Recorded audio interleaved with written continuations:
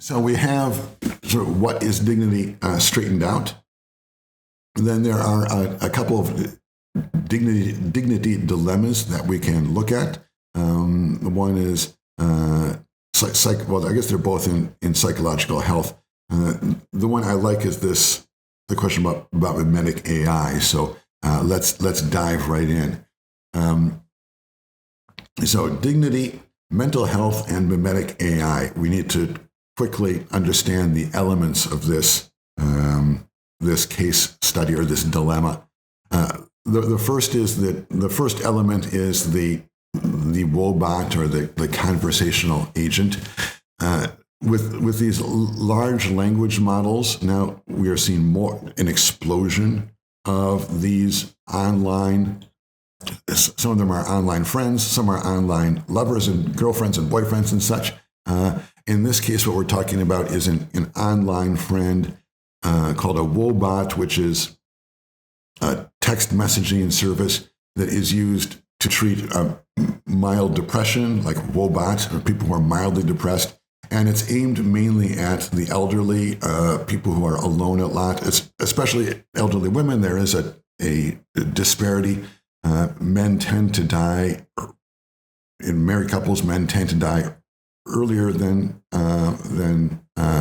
the women. So if you go, anyone who has elderly parents has gone to a nursing home, has seen that in room after room, it's woman after woman after woman. There are very few men in these nursing homes.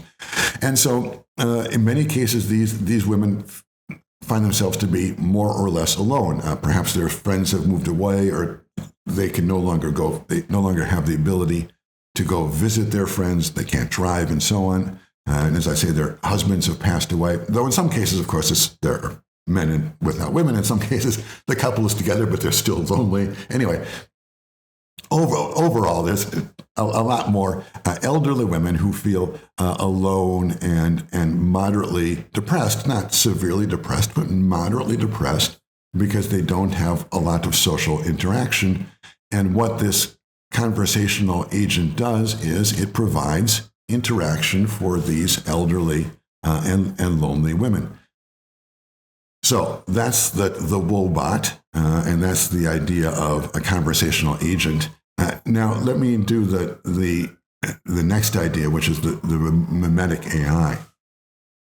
Now, mimetic AI is really quite important.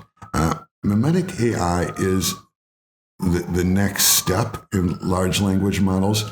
It's the idea that instead of having, let's say, a robot or a conversational agent that is the perfect general doctor, right? That's kind of what ChatGPT is. ChatGPT doesn't claim to be any particular doctor or any particular person. If you ask it a question, what it tries to do is it tries to give you a response that captures all the wisdom of all the world, right? It tries to be the combination of, let's say, if you ask ChatGPT a medical question, like my back hurts, why? If you ask ChatGPT that question, it will try to answer not as any specific doctor, but as the best answer that every doctor in the world would have if they all got together and studied your case, right? It's the very best, and it's kind of almost an inhuman answer, right? It's the optimal answer, which represents the very best ideas of everybody. That's what ChatGPT does. The mimetic AI is different. What mimetic AI tries to do is it tries to represent or capture in language the response of a single person. So it's not the general doctor, but it would be your doctor that you're speaking with on this language model agent, or this Woebot. And some of the first research in this happened in the area of chess, because first, and I think many of us know, right, you can play chess against the computer. So you just play yourself, and then the computer, which is this general idea of the perfect chess player, the computer plays against you. And you can set the computer for different levels of ability, right? So you can have fun playing against the computer. But recent research, what people have learned how to do is say, look, I don't want to play against the computer. I want to play against Bobby Fischer, who is a specific chess champion and who has a very specific style.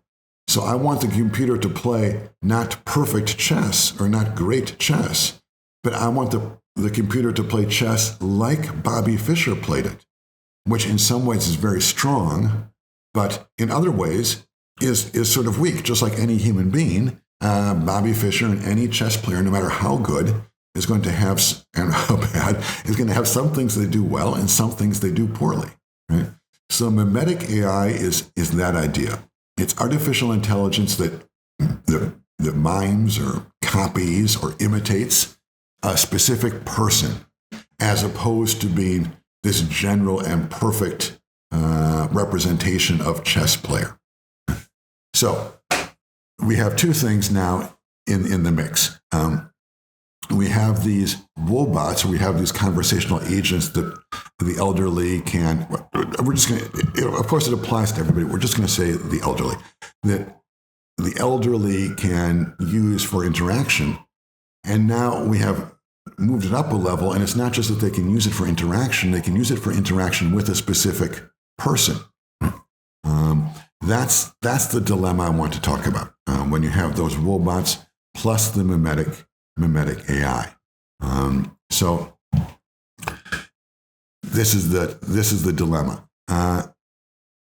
You could imagine in a nursing home that there's a therapist in the nursing home, but of course the therapist has many patients, and the therapist cannot be available to any patient at any time, right? The therapist can only be available to each patient during a specific and probably a fairly small window. What mimetic AI offers is the possibility that we could train one of these Woebots, we could train a conversational agent in our phone to act just like the specific therapist that exists in the nursing home. So that the let's just say this elderly woman who's there in the nursing home, right? If she wants to talk with her therapist at any time, she feels lonely this morning, she feels hungry, so on, and wants to get some response and some feedback, normal human stuff, right? All she needs to do is pick up her phone and start texting, and she gets a response back which sounds just like her own therapist, right? Which uses the same kind of vocabulary, which uses the same kind of general tone. Like some therapists are very positive and optimistic, some therapists are more scientific and direct, and so on. Everyone has their own tone and style, and you can incorporate that tone and style into the mimetic AI.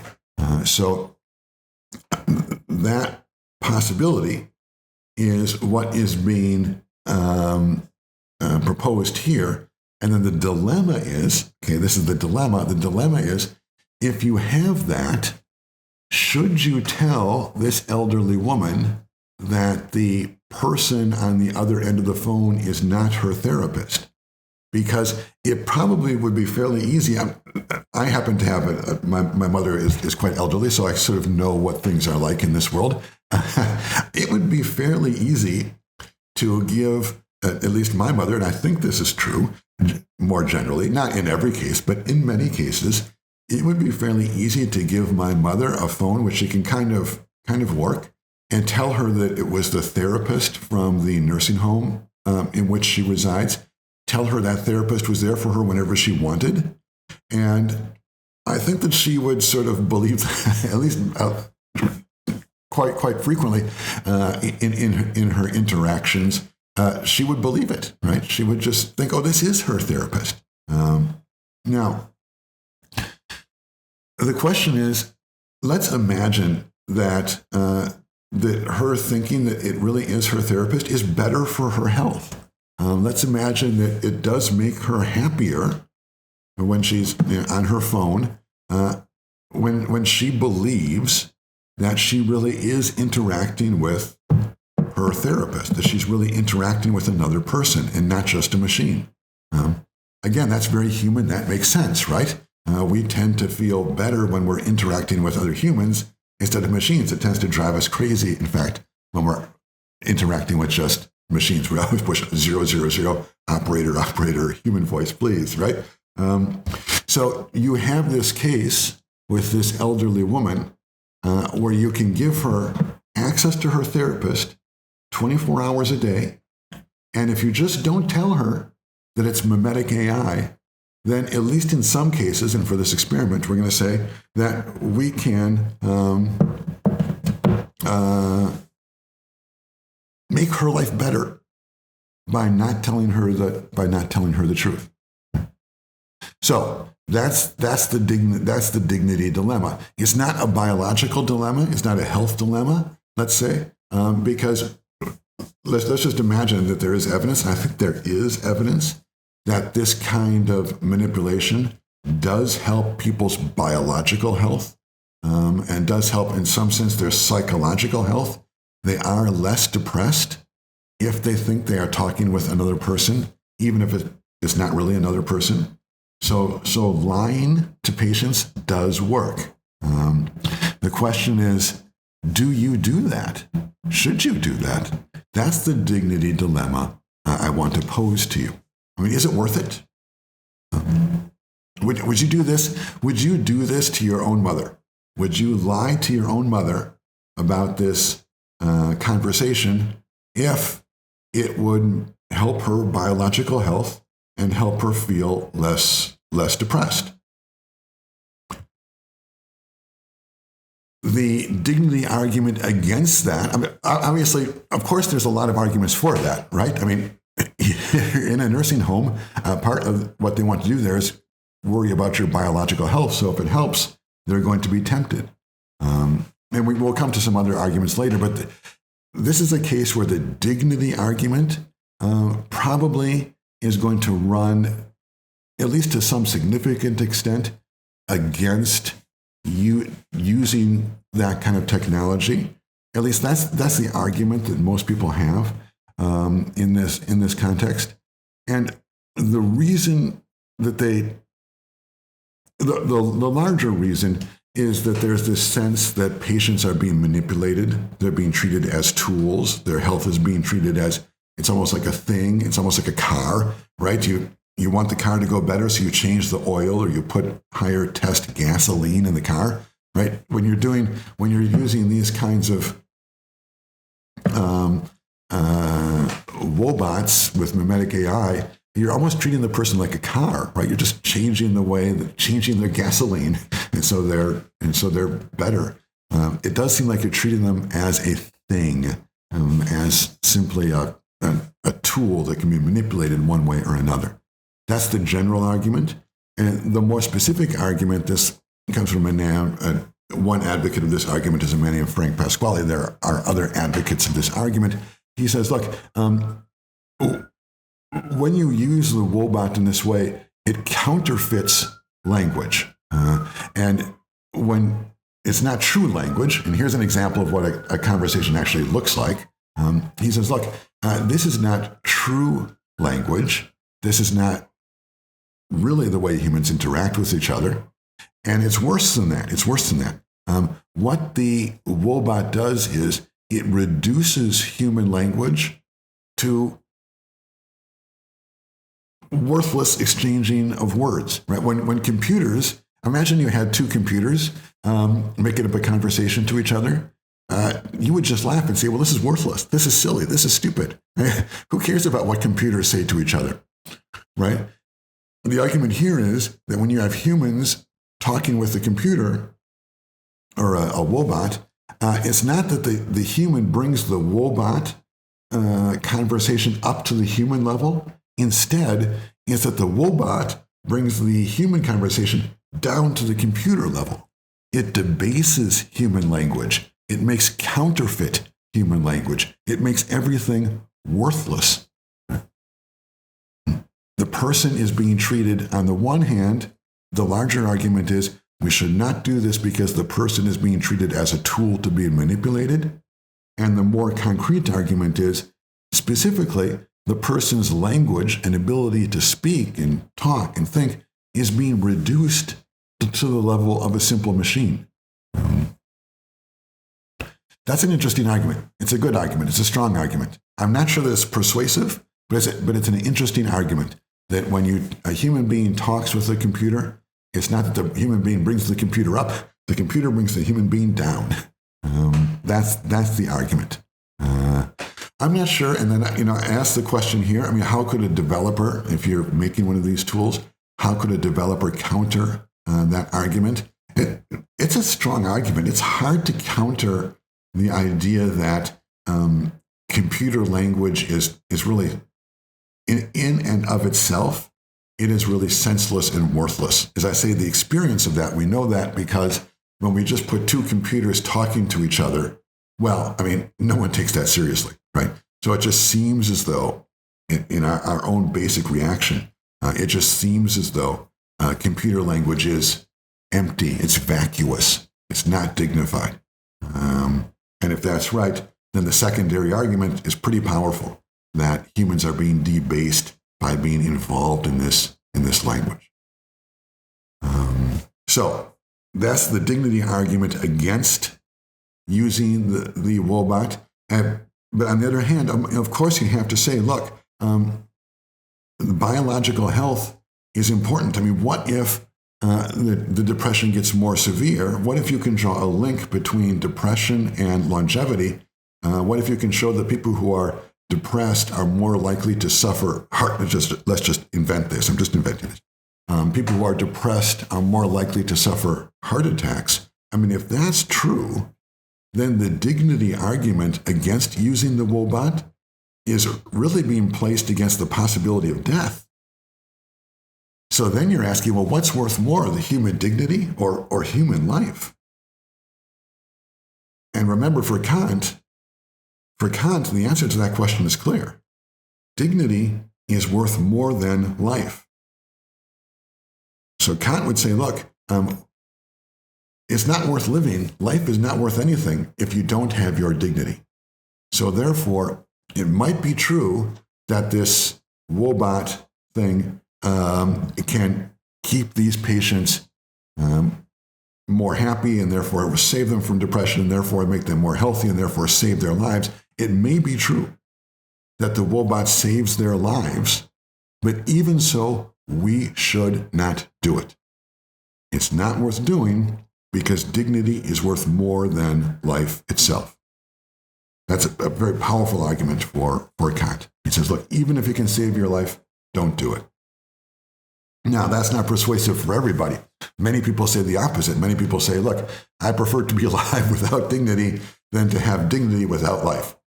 You have to make your own decisions there. A different kind of argument is you could say, look, it may be true that the Woebot, this mimetic AI, does detract from people's dignity, but it also increases their autonomy, their personal freedom. Why? Because when they are not depressed, they have more energy to make their own decisions about the kinds of things they want to do. They have more energy to decide that they want to go have this meal or go play this game with others. So their personal freedom does increase. So there you might want to say, look, it's true that this Woebot does insult the dignity of the patients. It treats them like things, but it's worth it because it increases their autonomy. It increases their freedom. So here you're saying essentially that autonomy is worth more than dignity. And of course, you could say the opposite too, right? And then the third kind of argument is the happiness argument.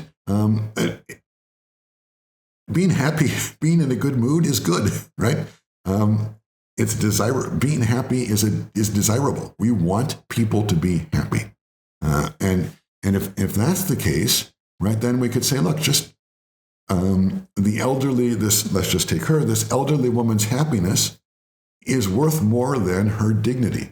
I'd prefer that she be happy without dignity than that she have dignity without happiness. Again, there's no right or wrong answer, but what I am trying to say is that you don't need to accept the dignity argument. You can say, look, I'm willing to sacrifice dignity for human life. I'm willing to sacrifice dignity for human autonomy. I'm willing to sacrifice dignity for human happiness. But you can also go the other way. I mean, you can be like Kant. Kant was a hardcore guy. Kant said, look, I will not sacrifice dignity even for human life. Life without dignity is not life at all, he would say. Or he wrote many long books. I'm certain that in one of those books somewhere he said something to the effect that life without dignity is not life at all. Okay, so that's the dilemma one. This idea, basically the dilemma is, we'll put it in personal terms, do I lie to my own mother by giving her this Woebot and telling her that it is her therapist? Do I do that? And the dignity argument, I think, is no, because I'm treating her as a thing. I'm using her as a means to an end, which is biological health or autonomy or happiness. I'm treating her as kind of disposable, as a lab rat. On the other hand, as I say, that you can just say, well, yes, it's true. It's true. I'm using her as a means to an end, but I'm using her as a means to an end for things that are good, like health, like life, like autonomy, like happiness. So make your own decisions. Okay, so that's the first dignity dilemma. The second dignity dilemma is a kind of form of that.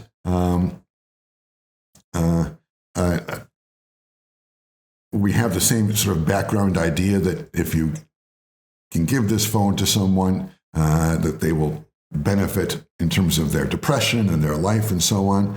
And this is a more practical version of the dilemma. It is that you could give this, let's say, you could give this phone with the Woebot to, let's just say, my mom, and you could do it in two ways, right? You could either 100% lie to her and just say, oh, this phone connects you with your therapist whenever you want. Just type in and the therapist will respond, and it's great. So you could lie all in.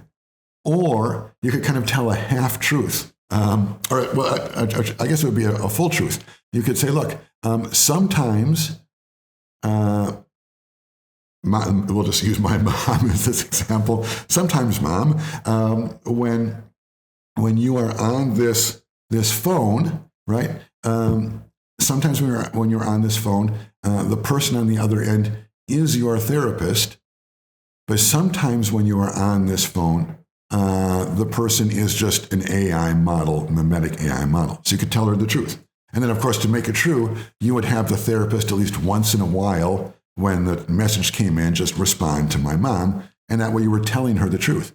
And in that way, maybe you could avoid the dignity, or at least partially avoid the dignity concern, because you are not exploiting my mother. In a sense, we're telling her the truth, and we are allowing her to make her own decision, right, and take responsibility for her own decision about whether or not she wants to use this phone in these conditions, where sometimes it's the therapist, sometimes it's a machine.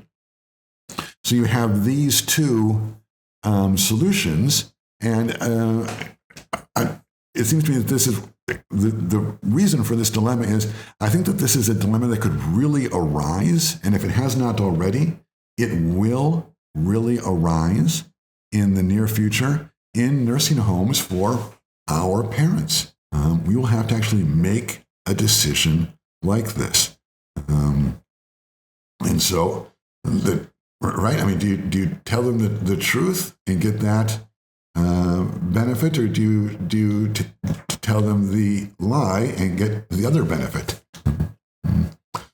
I suppose if it could be shown that that telling the patient the truth did not harm the outcome of the Woebot usage, then you would just tell the truth. But kind of implicit in this experiment is, or it's not an experiment, this dilemma is the idea that if you tell them the truth, it decreases the positive impact of the Woebot, because, of course, then the patient will always be thinking, well, maybe this is not the real doctor. Maybe this is the computer talking. Right?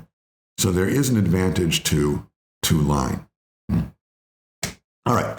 So I think this second version of the dilemma is really very close to the first, but what I like about it is that it gives you two very concrete paths that you could take, and it's real world. I think this is something that, as I say, if it has not happened yet, it will happen in the near future, that people will really have this decision to make. Either tell the whole truth, right? Or lie to the patient and get those medical benefits. So you can decide for yourselves, why don't you take just a few minutes and think about this dilemma and which one route you would take. Or if you can think of a different route, that would be also good. If you can think of a different way that maybe dignity could be better preserved while also getting the positive health effects, that would be good.